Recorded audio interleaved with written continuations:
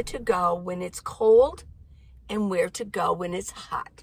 How do you get enough air in overnight? I wonder why you didn't choose a higher van so you could stand up. Hey y'all, I'm Minivan Lee, and I want you to watch this all the way through. I got some good stuff, okay? Let's go.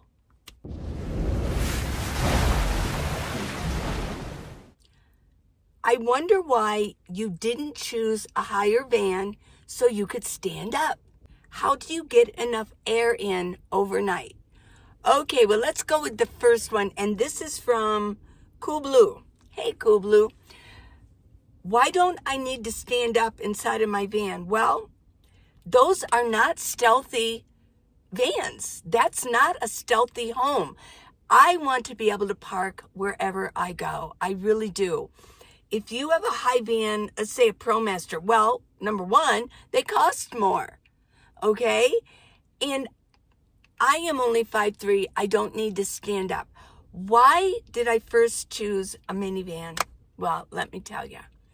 This was really about 12 years ago, maybe even 15 years ago. I was first introduced to van life. My eldest daughter, she called me and she says, Mom, you need to look at this video. So she sent me the link. And guess who it was? It was Bob Wells, Cheap RV Living. I think a lot of us were first totally introduced to this lifestyle, okay, through Bob Wells. But I also have even a further back experience. My parents were nomads. They sold their home, but they were in a fifth wheel. They bought a Suburban and a fifth wheel, and they traveled for a good 10 years. Yes, I'm a second generation nomad, okay? I'm the only one of my siblings that decided to do it. But they used to go to Quartzsite every winter. They traveled. They were in a group, actually. I don't think they were with the escapees. Maybe they were, I don't know. But they their base was in many ways out of Texas, I do believe. But every summer, they went back to Ohio. I'm born and raised in Ohio. And my oldest sister took care of their mail. She was their domicile. So I've been introduced to all of this, although I didn't so much pay attention to it, all the details. I was living in Arizona. They would come and visit once a year. In the winter, then they would go on up to Quartzsite, Oive Schmier. Yeah, so I'm really a second generation. But I didn't pay as much attention because I was so busy raising small children, blah, blah, blah. But then I was introduced to Bob Wells. And he was more of the cheap RV living, not the fifth wheel and the RVs, the Class A's and the big buses, things like that, the big trailers. Oh my gosh, some of those are so expensive. So, when I saw the video of Bob Wells, and he was doing so many van tours, when I saw the minivan, I said, oh yeah, that's what I want. Now, he was really into promoting build-outs. In fact, when they finally got HOWA together, which is Home on Wheels Association, it's a nonprofit, they were buying minivans, and then they were doing build-outs on it, and then they would gift it to somebody who applied. So yeah, I mean, but they were doing the build-outs. What the build-out is when you build out I think Bob Wells and them, they were doing it out of plywood. You know, a little bit of pine or plywood, where it was a little bit less weighty. And they would build the frame. Okay, they did a good job. And then they would bring things in. I think they built out like a table, things like that. Okay. But when I saw the no build out, I said, oh, that's for me. I knew right then and there that's what I wanted. I wanted a minivan because we're the middle child. The minivan is the middle child. it's still, you have room in here. Look at the room that I have. Yeah, I have so much room in here. And it's stealthy. It's so good on gasoline. Yeah. It takes more gas than an SUV, but an SUV doesn't have good room. I love my minivan. All the seats are out. So you asked me, the main question was, I wonder why you didn't choose a higher van so you could stand up. I don't need to stand up. I really don't. I can go outside and stand up. Here, it's like my little cave in here. I sleep here. A lot of people say, where do you sleep? This is my bedding, and here's my bedding right here. And it's very comfortable. I mean, it's like that thick. And I lay it out here. This area is where I sleep.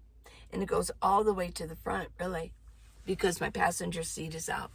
So I have enough room. I don't need to stand up. I go outside and stand up. Okay? I mean, I do. People say, well, don't you ever get out of your van? Oh, yeah. I just like to film in here when I'm in a city because I can control the lighting better, the sound, things like that. I will mention, I just want to give you a heads up. I'll be camping again. Okay? And so for right now, I'm inside of a van because the park system in this city sucks. Yeah, a lot of beggars. And last year, the one park that I thought was okay, there was a couple shootings there. So I kind of like hang in my van when I'm in the city. But I do get out, okay? I do get out. But for filming, I just think this is a better environment. This is my studio, okay? And a lot of YouTubers aren't outside. And I'm not really much of a van channel anymore. But I mean, right now, I'm just answering a lot of your questions. So that's why I don't need to stand up.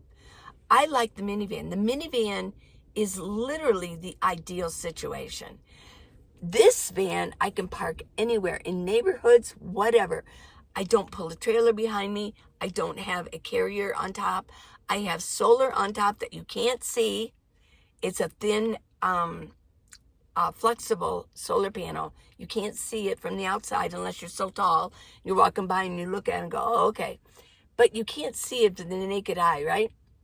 So I can park anywhere I want to, and I'm good on gas. Yeah, it's easy to drive, and I have a lot of room. Now, I have met people who are like 6 foot tall, and they still like the minivan. Yeah, so yeah, that's why. Now, second question. Also, how do you get enough air in my van overnight? Well, a lot of people don't know this. A lot of people aren't really car people anymore. Back in the day when I was growing up, a lot of guys, they knew a lot about cars. I mean, they would spend their time bonding with each other. The guys would be bonding and then they'd be fixing their cars. They knew a lot about vehicles. I mean, they were fascinated with cars. Nowadays, not so much. Yeah. Well, I am learning as I go, but let me just tell you, a lot of people don't know this. This is not a sealed containment. There's no way. There's vents everywhere. I mean, look there's vents up here. There's vents over there. And even if I close them, they're not sealed. Probably your house is more sealed up, a house, than a vehicle. There's air flowing all the time. That's why sometimes in the winter it can really get cold in here because of the vents. I mean, the vents in the front of my van lead to the engine area. Did you know that? I know, it does. So when your car heats up, when the car is running and you turn on the heat, where do you think you're going to get that heat from? Well, it's coming from the engine. You don't get heat in your car, your vehicle, until you've had your car running and the engine warms up. And where do you think that comes from? It comes from the hood area. It flows in, okay? Now, the air conditioner comes in, but that's a special unit. You have to have an air conditioner with Freon in it and things like that, okay? So there's a little lesson. A lot of girls don't know anything about cars, but let me just tell you, this is not a contained system at all. In fact, if a bee gets in the engine area, let's say I'm parked somewhere and there's a lot of bees, there's a beehive around. In Tucson at one of the parks, oh my gosh, in one area, there's got to be some hives around, because if I leave my window open, bees will come in. Yeah, and they'll smell something. You know, when I'm cooking, they want to investigate. I don't want bees in my van. But a bee, I know that I had the window shut and a bee came in. And I think what he did, he got under the hood. Or let me just tell you that, do you not know that have you ever looked under your car? Have you ever gotten under there and looked? Has a mechanic put your vehicle on a lift and say, come here, I want to show you? Because I had a mechanic who showed me what it looked like under there. It was amazing. Well, your engine area isn't enclosed under there. I mean, you can get under your car and work on whatever's at the bottom. Your engine area. So bees can get under there and then come through the vent. Even if the vent is closed, there's still a little crack there. All kinds of things can come through there. Did you not know that? This is not a contained system at all, okay? So yeah, and what happens was that people say, well, do you have mice? Or did a squirrel get in your engine area? What they do is they get under it and they hop up on something. And then they kind of crawl through your hood area.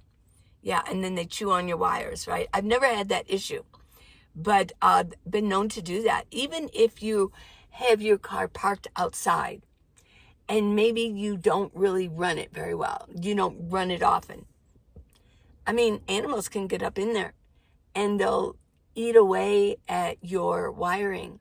So, yeah, why do they want to eat at your wiring? Well, here's what I've heard is for a while, maybe they've stopped it, excuse me, but it's a soy product that they have wrap the wiring in. I don't know why they used it. For some reason, it was good, for wiring, to cover the wiring. But yeah, it was made out of soy, so they just gnaw on it. Yeah, I've never had an issue. I have had people, do you have spiders? Do you get spiders in your van? I did in my bottom bin down here. When I was in Reno, I did have some spiders that had crawled in there, okay? Why? There were these spiders, I think they were cottonwood trees. They were these white spiders, and I have seen pictures of them up close. If you look at them under a microscope, they look like, and I guess they really are fierce, but they're small. I mean, they're big enough that you can see them, okay? Yeah. Well, they got in my bin, and after I left Reno, it was like a couple months later, I was cleaning out my bottom bin, pulling things out. I looked on my towel down here that I keep at the bottom down here, and I saw 2 or 3 spiders trying to get off. I went boom, boom, boom, and got them real fast. We got them real fast. They were in here. I don't know how they were. How did they get water? How did they get food? I don't know, but they were in here. They didn't come out and bother me at night, but yeah. So that's the only time I had spiders inside of my van. So how do I get air at night? That was your question. I think it's a great question. And it's very, I'm happy to share with what I know now, because this is my home. I know more about vehicles than I ever did before. Yeah. How they actually work, how they're put together. And do you get enough air overnight? Absolutely. I get as much air or more than somebody living in a house, because a lot of your doorways are sealed. If they're put together well, they're sealed.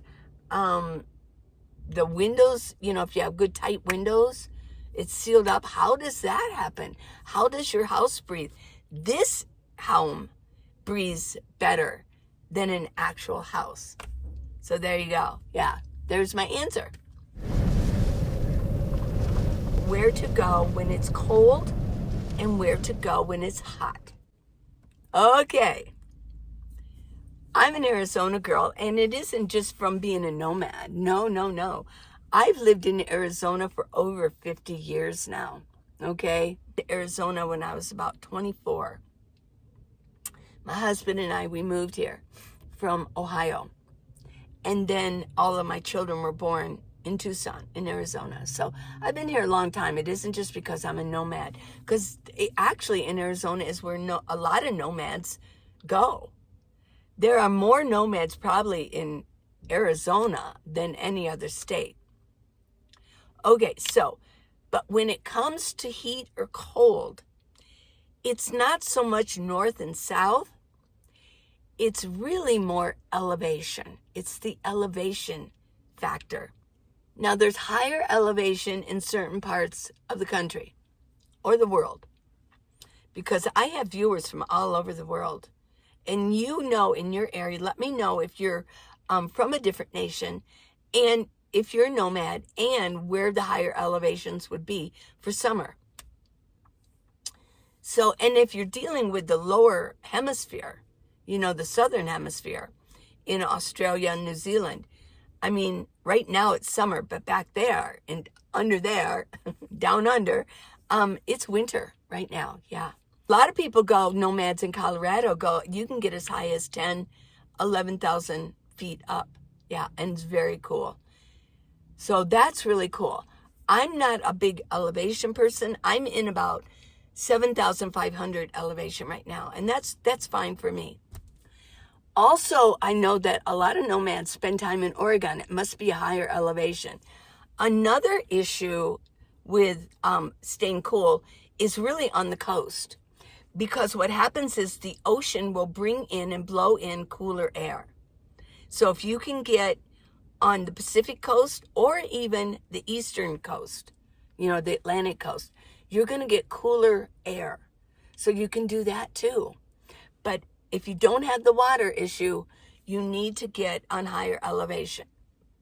Okay, now, as far as cold, go to lower elevation. That's all I can say. You know, Quartzsite actually is a little bit lower elevation than Tucson, Arizona. So a lot of people spend their winter in Quartzsite because it's the nomad capital of the world, okay? People end up there, and there's a lot of BLM land. That's one of the reasons too. But, you know, a lot of, for me, I go to Tucson because that's my home. That's where I still have children and grandchildren there. So, and I know it like the back of my hand. So I go to Tucson. A lot of people don't like it. It's not overly nomad friendly, but I know where to go because I live there. I know all the little cubbies and the places I can park. I know the neighborhoods. I know the park system. Yeah, I know it like the back of my hand. So, yeah, I go to Tucson. A lot of people, and what happened in Tucson is the BLM land over the past year, they're now charging. Yeah, you have to pay. There's a host. You have to pay to use the BLM land in Tucson now. And some of it's been closed off. The wind is really blowing. Ooh. Yeah, so that's that issue in Tucson. So I really do appreciate the questions. I really do. If you have questions, let me know, and I will go ahead and give you a shout out. This one was from Linda, or Lindale. Yeah, thank you for the questions. If you want to know what my life was like over the past 8 years that I have been in van life, I'm Minivan Lee. If you want to know about my life, fun stories, oh my gosh, sad stories, scary stories, romance, in the past 8 years that I've been in van life, I'm Minivan Lee, and I've lived in a minivan for 8.5 years. I wrote the book, 8 Years Living in a Minivan. It is a good read. It's a memoir of the different adventures, where I've been, what happened when I got there, the people that I met, the scary situations, times I got lost when I first became a nomad. Oh my gosh. And the romance and just my escapades being a nomad. Oh my gosh. And there's a lot of good information in there about how to be a nomad. It's 8 years living in my minivan, the Van Life Chronicles, and it's on Amazon. Did you know that? And I wrote it myself. It's paperback and ebook. Just type in Minivan Lee books. All my books will come up. But this one is especially good. I just want to give you a little, give the book a shout out this time, okay? 8 years living in my minivan. I'm going to see you tomorrow, okay? Soon I'll be still in my van, but soon I'll be out in the forest, okay? I do half and half now, right? Okay, I love you guys very much. Thanks for watching. I really appreciate it.